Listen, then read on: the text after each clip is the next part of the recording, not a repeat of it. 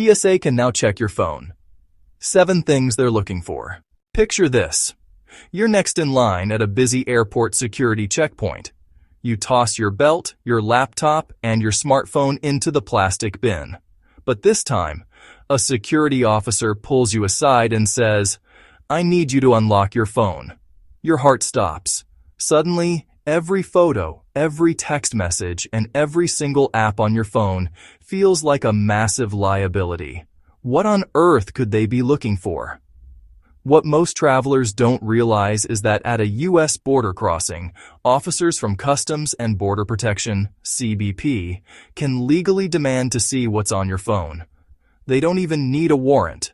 What they find could get you detained, denied entry into the country, or see your electronic devices confiscated for weeks. In this video, we're revealing the 7 red flags that officers are trained to look for so you can protect yourself before your next flight. The critical difference between TSA and CBP. Alright, let's get one very important thing straight, because there's a lot of confusion here. The title of this video mentions the TSA, because they're the uniformed agents we all see at airport security. But let's be crystal clear.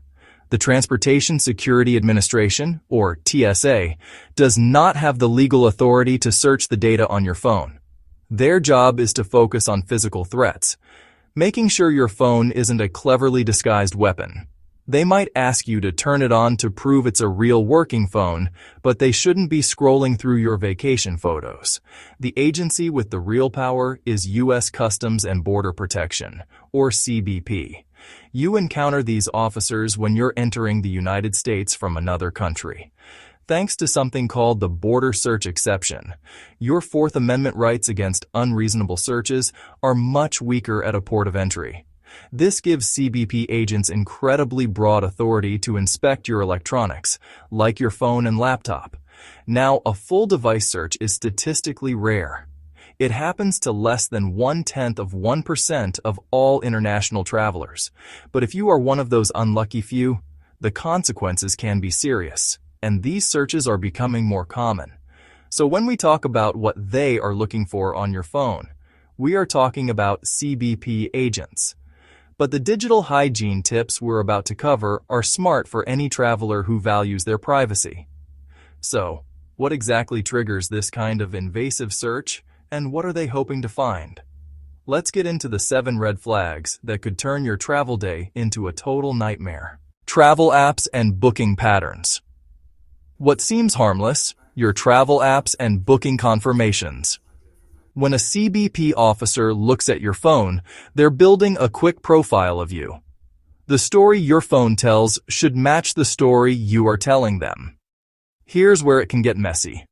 Imagine you tell an officer you're visiting for a 2-week vacation to see the Grand Canyon. But they open your phone and find hotel bookings for a different city, a schedule for a business conference, or an app for finding short-term work. Right away, that's a huge red flag. They might suspect you're lying about your trip, perhaps intending to work while on a tourist visa. Even old, forgotten travel information can cause trouble. A leftover flight confirmation to a high-risk country from years ago could spark a ton of unnecessary questions. The fix is to do a digital cleanup before you fly. Go through your email, your travel apps, and your digital files. Delete old boarding passes, forgotten hotel confirmations, and any itineraries that aren't for this specific trip. This isn't about hiding anything. It's about presenting a clear, consistent picture of your travel plans to avoid being misunderstood. Flagged contacts and messages. It's about who you talk to. Officers can look at your call logs, text messages, and contacts. They are checking for names and phone numbers that appear on various government watch lists. The problem is guilt by association. You might have a contact in your phone from years ago, an old colleague or someone you met traveling, who has since landed on a government list. A simple, old text exchange with a flagged person can be enough to pull you into a secondary inspection for hours of questioning. And don't forget group chats. You could be in a large WhatsApp or Telegram group where you don't know many of the members. If just one of those members is on law enforcement's radar, your presence in that chat group could be seen as a red flag. The solution is prevention. Before you travel, scroll through your contacts and messaging apps. If there are people you barely know, consider deleting their contact information. It sounds extreme, but it cuts down your risk. Be especially careful with large, anonymous group chats on apps like WhatsApp or Telegram. Photos or videos of secure areas. This next one is an easy mistake to make, but it has serious consequences. Taking pictures of airport security. We've all been bored in that long line, and it can be tempting to snap a photo of the organized chaos. Do not do it. From their point of view, a traveler has no good reason to be documenting security checkpoints or the location of guards. They are trained to see that as potential reconnaissance for an attack. This doesn't just apply to the airport you're in right now. If an agent swipes through your camera roll and finds pictures of security checkpoints from past trips, it can look like a suspicious pattern. The solution is simple and absolute. Never take photos or videos of security operations. Period. Before your trip, do a quick scan of your photo gallery and delete any you might have taken in the past. It's a simple action that removes a huge avoidable problem. Politically sensitive content and memes. Perhaps the most unsettling, your political opinions. We've seen reports of travelers being denied entry because of social media posts, private messages, and even memes on their phones. The issue is that border agents look for anything they might consider extremist, but that definition can be incredibly broad and subjective. A joke, a satirical meme about a politician, or messages showing strong political dissent could be misinterpreted by an officer as a sign of radicalism. Even posts about attending peaceful protests have led to travelers being pulled aside for intense questioning. It doesn't matter if the content is in a private message. If it's on your phone, it's fair game. The solution is to honestly assess what's on your device. Look through your photos, messages, and social media for anything that could be seen as politically charged. Back up this data to a computer at home, and then delete it from the device you're traveling with. It's an uncomfortable step, but it might save you from a massive headache at the border. Sensitive work or financial documents. This is about carrying your entire professional and financial life in your pocket. Many of us keep scans of passports, tax documents, or sensitive work emails on our phones for convenience. This creates two big problems. First, it's a huge privacy risk if your phone is searched or confiscated. Second, it can make officers suspicious.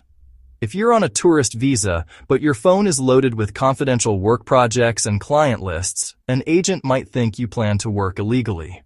Even having photos of your credit cards or a list of passwords in a notes app is a liability. If your device is held for a forensic search, you have no control over who sees that sensitive information. So, treat your phone like your suitcase. Don't pack what you don't need for the trip. Move all sensitive financial and work files to secure cloud storage. Then log out of that account on your phone and delete any downloaded files. Your entire digital life doesn't need to cross the border with you. A completely wiped or empty phone. After hearing all that, you might think, fine, I'll just factory reset my phone before I travel. This is a bad idea. Showing up at the border with a completely blank phone can be just as suspicious as having red flags on it.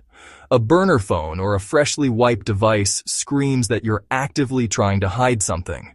An agent is trained to spot things that are out of the ordinary, and a traveler with no photos, no contacts, and no call history is definitely not ordinary. They'll start asking questions like, why is your phone empty? Where's your real phone? Which will only increase their suspicion. The goal isn't an empty phone, it's a plausible phone. It should look like a normal, everyday device. Keep your weather and news apps. Keep some photos of your family or your dog.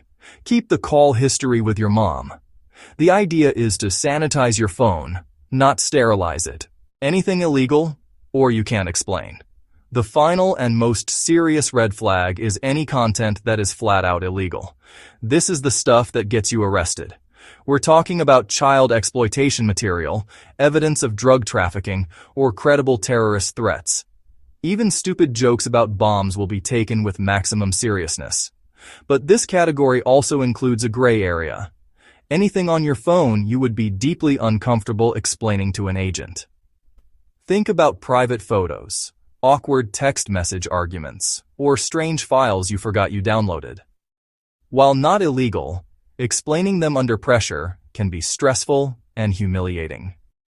The solution for illegal content is non-negotiable. It never belongs on your device. For the simply embarrassing or private stuff, the best practice is to get it off your phone before you travel. Do one last sweep of your camera roll, downloads folder, and messaging apps, and delete it. Here's how to handle a search. Knowing what they look for is half the battle. The other half is knowing how to act if you are selected for a search. First, stay calm and be polite. Getting angry or confrontational will only make the situation worse. Second, you can ask for clarity. A good question is, am I being directed to comply, or are you asking for my voluntary consent? Third, know your rights. You aren't legally required to provide your password. However, refusing to comply can lead to your device being taken, and, for non-U.S. citizens, being denied entry. U.S. citizens can't be denied entry for refusing, but their device can still be seized for weeks or months. The ACLU recommends using a specific phrase, "I do not consent to this search, but I understand you have the authority to proceed." This makes it clear you are not willingly giving up your rights. Finally, before you hand over your device, switch it to airplane mode. This can help limit the search to the data physically on your phone, not everything in your cloud accounts. Prepping your phone for travel isn't about paranoia. It's about being a smart, prepared traveler. It's about controlling your own story. If you found this information helpful, hit that like button and subscribe for more essential travel tips. We'd also love to hear from you. Which of these red flags surprised you the most? Or have you ever been asked to unlock your phone at the border? Share your experience in the comments below. Stay safe and travel smart. If you found this information helpful, hit that like button and subscribe for more essential travel tips. We'd also love to hear from you. Share your experience in the comments below.